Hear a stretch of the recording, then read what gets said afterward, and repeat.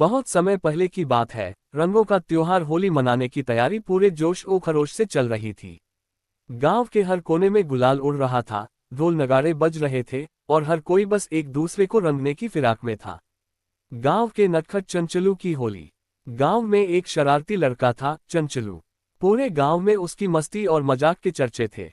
होली पर उसका उत्साह दोगुना हो जाता था। इस बार उसने ठान लिया था कि कुछ नया और अनोखा करना है।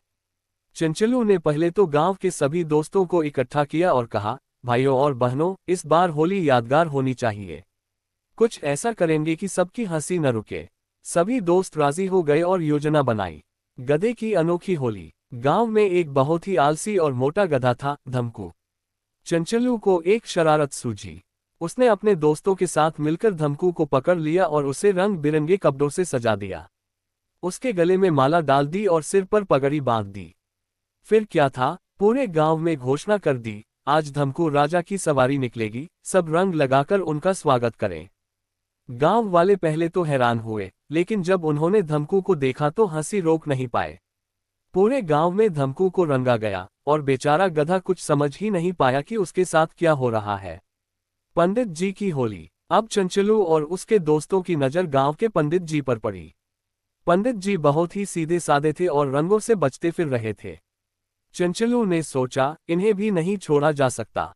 चंचलू एक नारियल लेकर पंडित जी के पास पहुंचा और बोला, पंडित जी, होली की पूजा के लिए प्रसाद लाया हूं, एक बार इसे सिर पर रखिए, फिर पूजा पूरी होगी।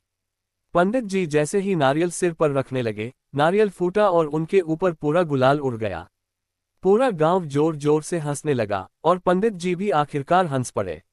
निष्कर्ष, इस तरह पूरे गांव ने मजेदार और धमाकेदार होली मनाई।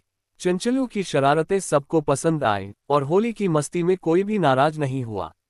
सबने मिलकर खूब रंग खेला, गुजिया खाई और होली के गीत गाए। तब से गांव में ये परंपरा बन गई कि हर साल होली पर कुछ ना कुछ मजेदार होना ही चाहिए। सुनील की स्टोरी।